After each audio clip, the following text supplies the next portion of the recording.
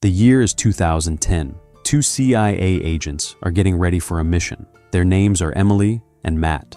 They have been working together for a long time, and somewhere along the way, they fell in love. But tonight, none of that matters. Tonight, they have a job to do. Their target is a man named Gore. He is a dangerous arms dealer, and right now, he is hosting his young son's birthday party at his home. Inside that house, locked away in a private safe, is something called the ICS key. This is not just any key. It is a device that can take control of the world's most important systems: power grids, dams, city infrastructure. If the wrong person gets hold of it, the damage would be unthinkable. Emily and Matt need to steal it before that happens. But right before they head inside, Emily does something she has been keeping to herself all day. She goes somewhere private and looks at a pregnancy test she took earlier. It is positive. She is going to have a baby. She says nothing to Matt, not yet.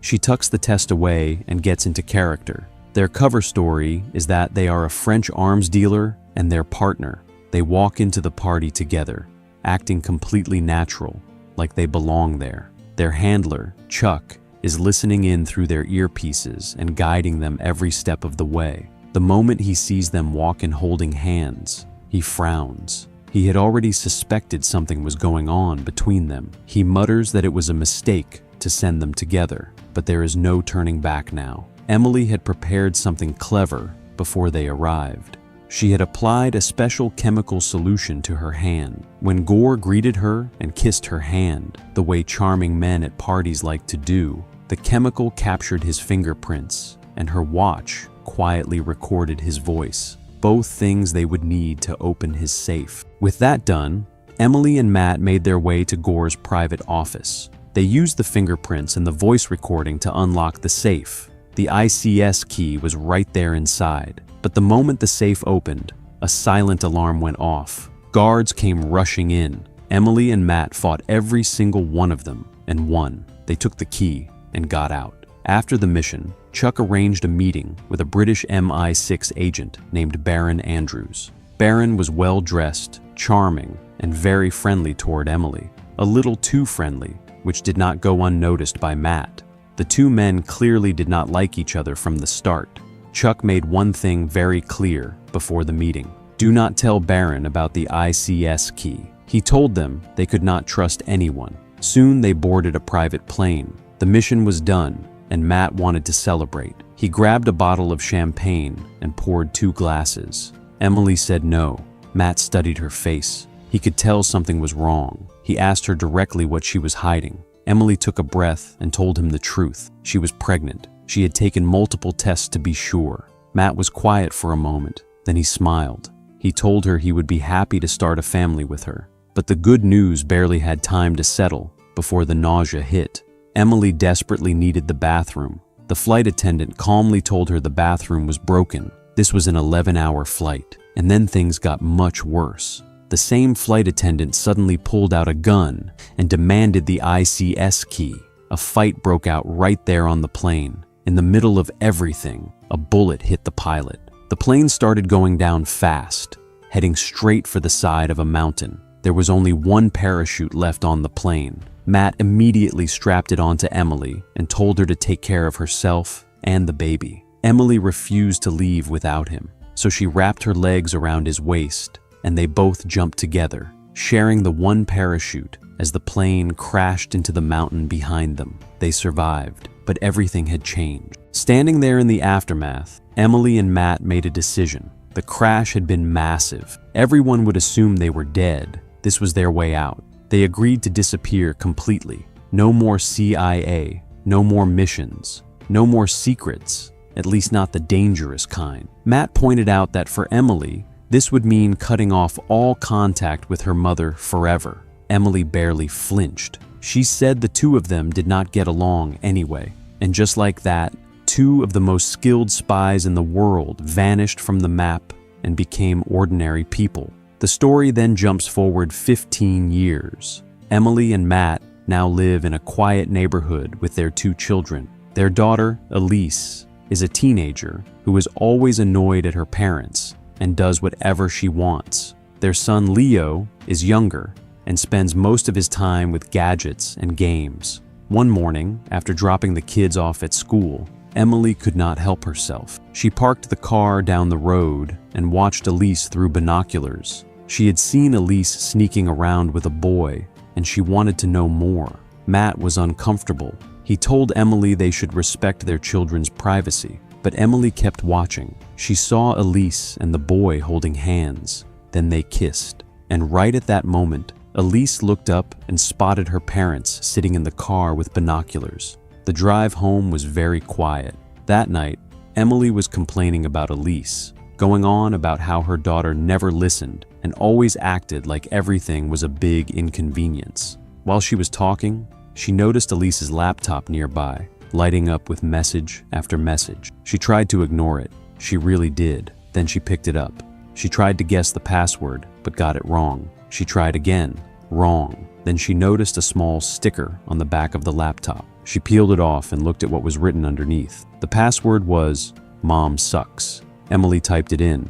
The laptop opened. She read through the messages and found out that Elise was planning to go to an event called Chemical Apocalypse. Leo quietly explained from the other room that Chemical Apocalypse was a club party and that it involved a lot of drugs and alcohol. Emily and Matt tracked Elise's phone and drove to the club that same night.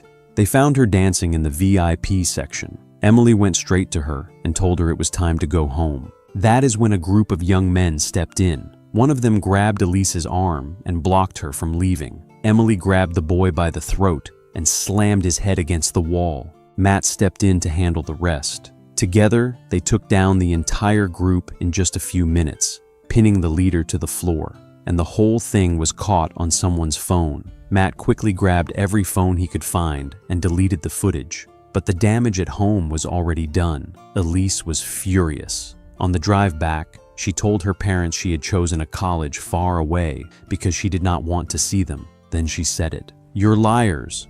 How do you two know how to fight like that?"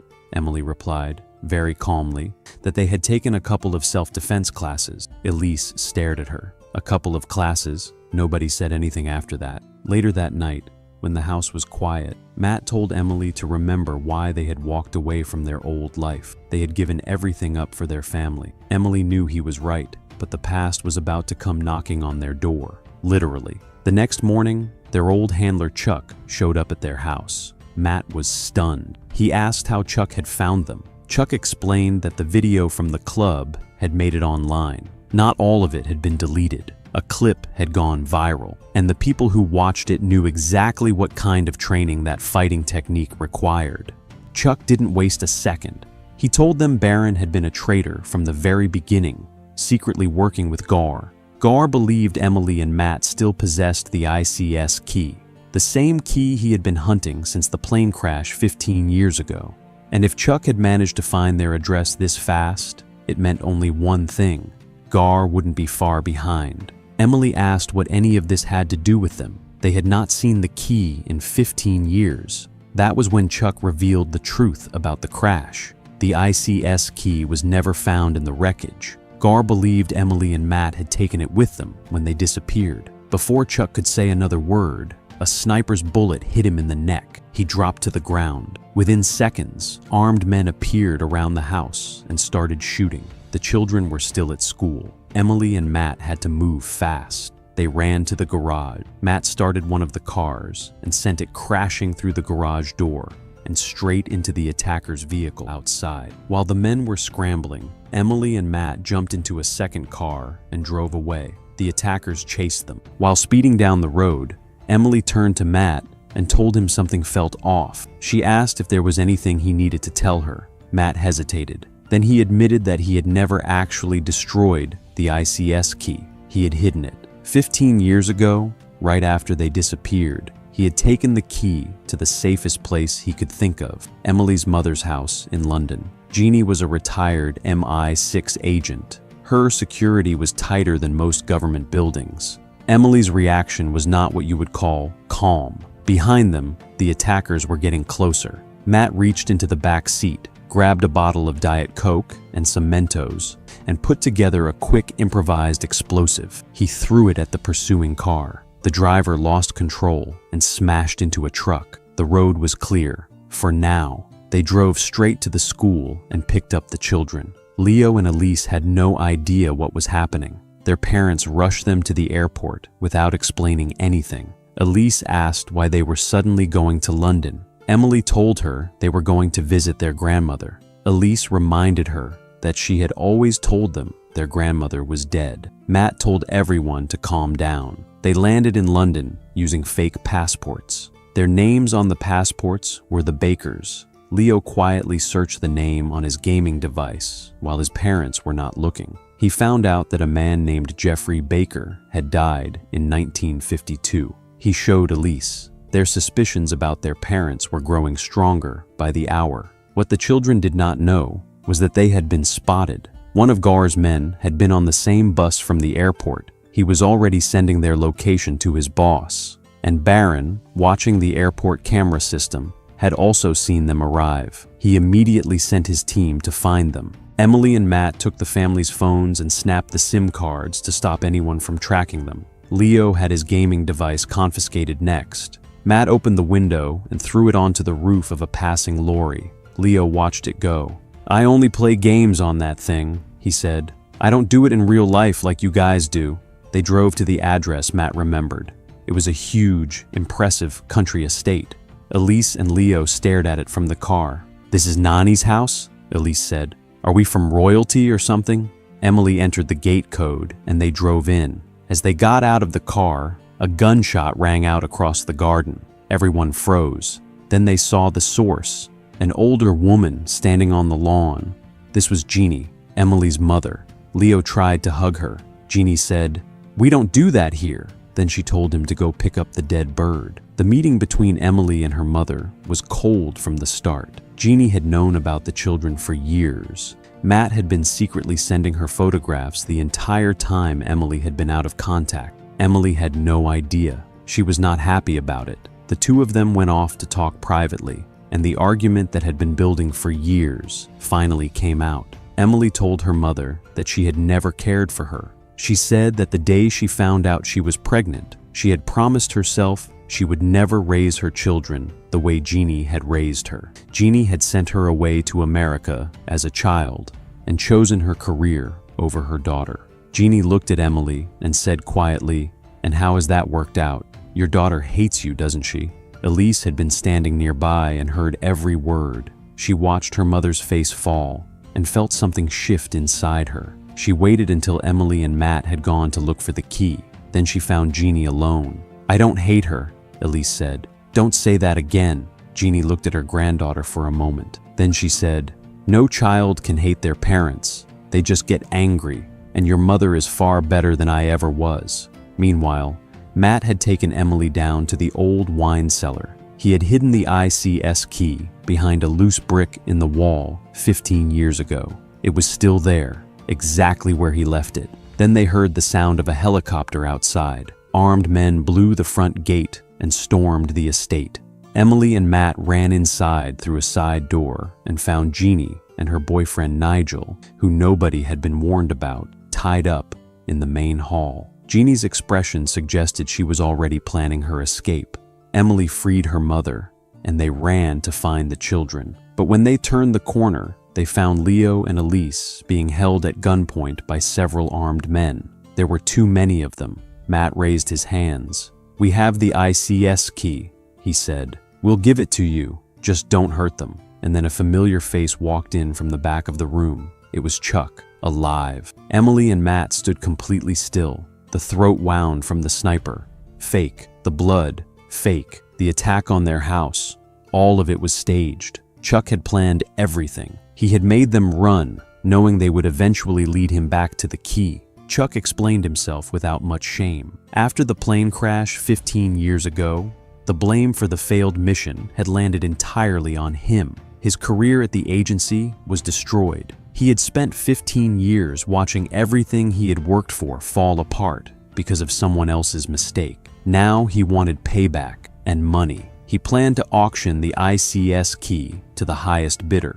While Chuck talked, Jeannie, still technically tied up in the other room, had already started working. She pulled a small tranquilizer gun from somewhere hidden on her body and began quietly shooting Chuck's guards one by one. When more arrived, she switched to knives and kitchen tools. Nigel tried to help and ended up getting shot in the process. In the main hall, the guards were briefly distracted. Emily and Matt used that moment to start fighting back. But before they could take full control of the situation, Chuck ordered his men to take the children to a helicopter. Leo and Elise were gone before Emily and Matt could stop it. They checked the security camera footage as soon as the house was clear. They could see the helicopter on the screen, but the registration number was too blurry to read. Then Matt looked more closely at Leo's face in the footage. Leo was holding up his hand and giving a thumbs up directly at the camera. His fitness tracker ring. It had GPS built in. Matt logged into his account and traced the signal. It led to an art museum in the heart of London. That was where Chuck was planning to hold his auction. That night, Emily and Matt put on smart clothes and made their way to the museum. Security was tight, so they left their weapons outside and found another way in. On the rooftop, Chuck was showing off the key's power to a room full of private buyers. He told his hacker to cut the power to all of London at once. Within seconds, the entire city went dark. Traffic stopped, hospitals switched to backup power, and the Thames Barrier, the massive floodgate that prevents seawater from entering the city, began to slowly lower. The Navy started receiving emergency alerts. The situation was getting critical fast. Emily and Matt fought their way through the museum floor by floor, taking down guards as they went. They reached the top floor just as one of the buyers agreed to pay $50 million for the key.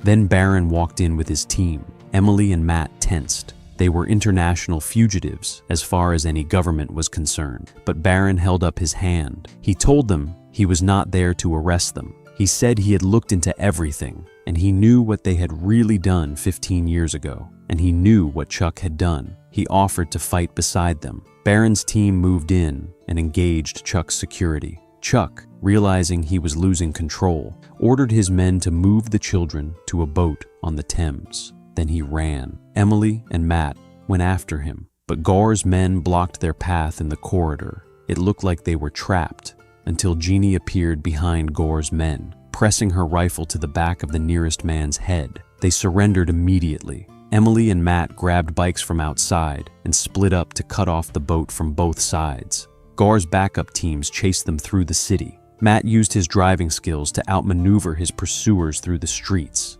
Emily knocked hers down and ran to the river, where she found a speedboat and took it. Matt caught up with her on the water. They were gaining on Chuck's boat. Meanwhile, Nigel had spotted Chuck's hacker driving away with the ICS key. He floored his truck and rammed the hacker's car off the road. The hacker was knocked out. Nigel grabbed the key. Jeannie immediately told him to close the Thames Barrier before London flooded. Nigel stared at the screen full of commands and error messages. He had no idea what he was doing. He tried. It failed. He tried again. And slowly, carefully, the barrier began to rise. On the river, Emily and Matt reached Chuck's boat. They jumped aboard and fought through his men, throwing them into the water one by one. But the boat was still moving and heading straight for the rising barrier. Emily and Matt grabbed life jackets and put them on Leo and Elise. They pushed their children into the water to keep them clear of the impact. Then they jumped. The boat hit the barrier and exploded. When the smoke cleared, all four of them were in the water, alive. Matt swam to Leo and told him that the ring idea was brilliant. Leo, completely soaked and very pleased with himself, said he already knew. Emily held on to Elise and did not say a word. She did not need to. Jeannie arrived at the riverbank a short while later. Emily walked toward her mother. For the first time in a very long time, they hugged each other properly. Back in Action is a fun movie about a spy couple who gave up everything to become normal parents, and then found out that normal was never really going to stick. It has great action, some genuinely funny moments, and a surprising amount of heart, especially in the scenes between Emily and her mother. Cameron Diaz returning to film after 10 years away was a huge deal for a lot of people. And seeing her and Jamie Foxx together on screen, the chemistry, the comedy, the chaos, is exactly what makes this movie worth watching.